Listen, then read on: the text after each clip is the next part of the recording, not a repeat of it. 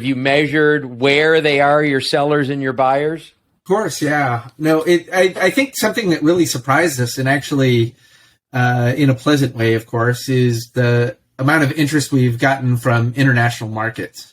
So over in Europe, those folks, if you're a seller, getting into the U.S. market is a pain. You have to set up a website and that has good English on it and transacts easily and all sorts of stuff. And we've got a number of vendors who are listing their inventory on our site as a way of reaching the U.S. market. So that's been really cool. And actually, the very first part that we sold on Collector Part Exchange was sold to a guy in Denmark, I believe.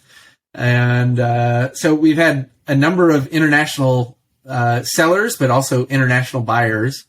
And, you know, when I look at the traffic, we get, obviously there's folks from Europe who are paying attention, but more surprisingly or unexpectedly, I guess, is we have a lot of traffic coming out of Australia and New Zealand and South Africa.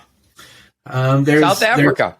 There's huge car collector communities down there. And what's hard for them is they're isolated. They don't have a lot of inventory and sellers in their particular geography. So they're compelled to find things outside of their own country. So, that's been really fun. So we actually, when we started figuring this out, had to put a pause on when we were going to launch and go and build out a bunch of currency conversion and being able to put in shipping information that's in international format and all sorts of different things. So we don't have full language translation yet, but eventually I'm sure we'll be able to have those sorts of features as part of the site.